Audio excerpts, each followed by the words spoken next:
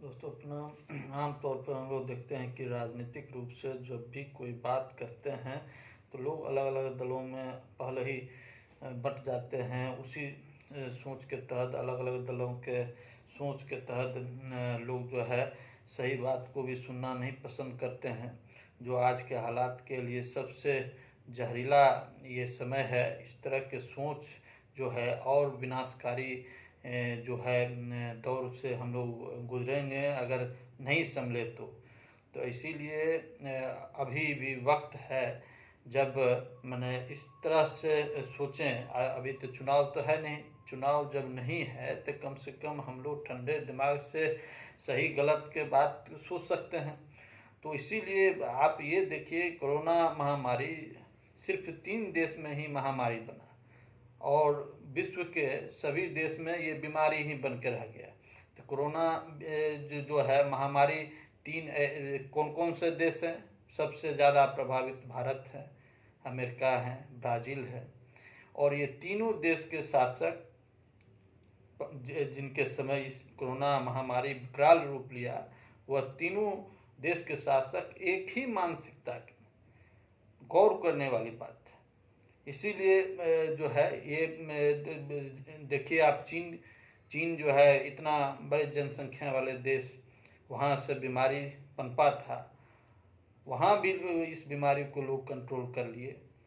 और इजराइल जैसे छोटे देश में भी इस बीमारी को कंट्रोल कर लिया गया।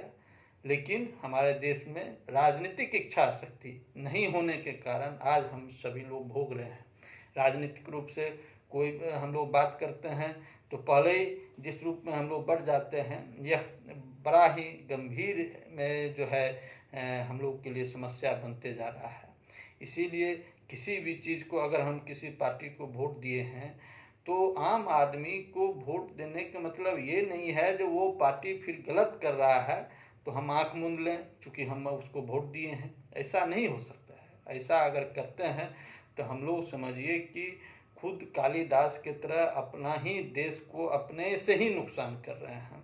तो इसीलिए एक जो है कलाकार हैं जो कोरोना के से वो हार गए, अभिनेता हैं राहुल वोहरा जी। तो राहुल वोहरा ये लिखते हैं, चूँकि जिंदा रहते तो हम लोग एक दूसरे के बात को दलगत भावना से सोचने लगते हैं, जाति धर्म के आधार पर सोचने लगते हैं। लेकिन ये मरने वाले लोग के बारे में सोचे कि आप लोग से इस पे रूबरू हों, जो मरने वाले क्या कहते हैं। मरने वाले जो मरने से पहले राहुल वोहरा ने कहे, मुझे भी अच्छा इलाज मिलता तो शायद मैं भी बच जाता। तो ये कितनी बड़ी बात है, मुझे भी इलाज मिलता तो शायद मैं भी बच जाता। इस बात को कहते हुए ये जो हैं प्रधानमंत्री जी को भी टैग किए, चूँकि इनके मन में इस व्यवस्था को सही रूप से आंकने का में तजुर्बा था, जो ये प्रधानमंत्री से उम्मीद किए। चूँकि ये सारा व्यवस्था राजनीतिक रूप से एक केंद्र के हाथ में होता है और ये उन्हीं के लापरवाही से लगातार ये बीमारी बढ़ते ही चला गया। और राहुल वोहरा जी फेसबुक पे प्रधानमंत्री को टैग करके पोस्ट लिखा, मुझे भी इलाज मिल जाता तो मैं भी बच जाता, तुम्हारा राहुल वोहरा।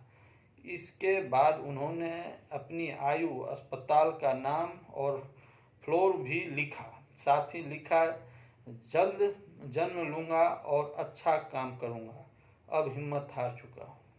ये कितने भावनात्मक बात है। और कम से कम उस दौर में हम आप न जाएं, हमारे आपकी बारी न आवे, कम से कम अगर व्यवस्था के प्रति अगर जागरूक हों, अगर कुव्यवस्था के प्रति जनता हर तरफ बोलना शुरू कर दे तो सरकार की मजाल नहीं है जो सरकार जो है जनता के जान माल से खिलवाड़ करे। आज जहाँ एक तरफ ऑक्सीजन नहीं है, बेड नहीं है, दवाई नहीं है, और कोरोना महामारी में जिस तरह से जो है हमारे देश में जो व्यवस्था है, आप देखिए जो कितना गंभीर मामला है। जब प्रधानमंत्री कार्यालय से एक कोरोना प्रभावित प्रदेश महाराष्ट्र जब उनसे समय मांगते हैं मिलने के लिए, तो वहाँ से कहा जाता है जो प्रधानमंत्री बंगाल चुनाव में व्यस्त है। ये कितना दुखद, कितनी बड़ी बात है। और आप इसी तरह हम लोग देखते हैं जो high court, Delhi high court एक ही बात को महीनों से केंद्र सरकार से कह रहे हैं ऑक्सीजन पे, और वो जो है केंद्र सरकार पूरी तरह से इसको अनसुना करते हुए अहंकार में भरे लफ्ज़ों से वो हाईकोर्ट के बात को बार बार तिरस्कार कर रहे हैं। महीनों से एक ही स्टेटमेंट आ रहा है, वो आदेश दे रहे हैं, आइए पल्ला झाड़ रहे हैं। तो जिस तरह के व्यवस्था है, परिस्थिति उत्पन्न हो गया है, अगर हम लोग नहीं चेतते हैं तो बड़ा आने वाला दिन और भयावह होगा। अभी जिस तरह के हालात है वह बड़ा ही दिल दुखाने वाला है। आप देखिए गंगा नदी में जिस तरह से जानवर फेंके मिलते हैं, उस तरह के आदमी के लाश चारों तरफ तैर रहे हैं।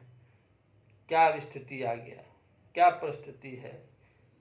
चार कंधा देने वाले लोग भी अभी नहीं मिल रहे हैं। जिस तरह के हालात, जिस तरह से डरावने हालात हो गए हैं, आज लोगों को वाजिब रूप से मरने के बाद भी उनको सम्मान नहीं मिल पा रहा है।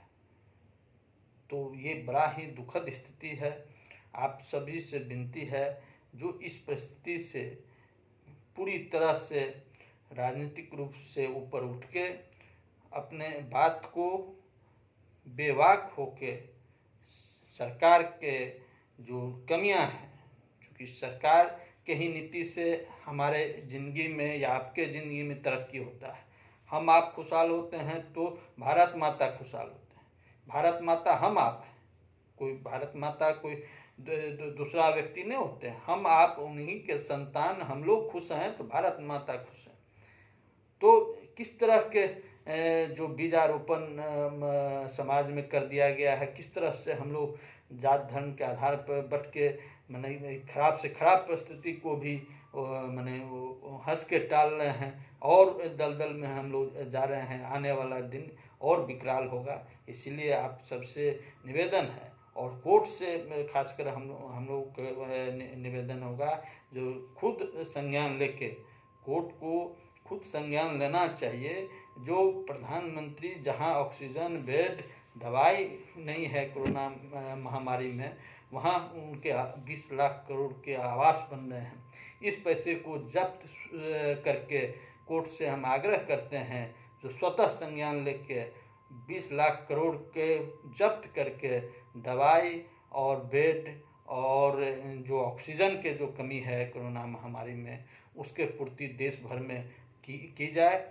यही सबसे विनती है। और धार्मिक रूप से जिस तरह से यह सरकार के समझिए कि वोट के सबसे बहुमूल्य है हिंदू मुस्लिम, आज मुस्लिम कंट्री, अरब कंट्री से जो ऑक्सीजन आ रहा है, उस ऑक्सीजन पे जो है रिलायंस के स्टिकर साट के हॉस्पिटल में भेजा जा रहा है, ताकि ये सामाजिक सौहार्दपूर्ण वातावरण उनको नहीं पच रहा है। तो आप इससे क्या मिल रहा है हम लोग को? हम लोग चाहे जो इस महामारी के दौर में भी जिस तरह का महंगाई, जिस तरह से त्राहिमाम है, जिस तरह से बेरोजगारी है, जिस तरह से लोग का आमदनी बेबस हो गए हैं, तो इसीलिए आप सब से आग्रह है जो राजनीतिक रूप से ऊपर उठ के, अभी चुनावी माहौल नहीं है, सभी लोग ऊपर उठ के सही बात को बोलें, सरकार को जगावें। और आप लोग से निवेदन है जो सही बात को किसी दलगत भावना से न देखें और सबसे ऊपर उठ के इसके खिलाफ जंग लड़ें। बहुत बहुत धन्यवाद। बहुत बहुत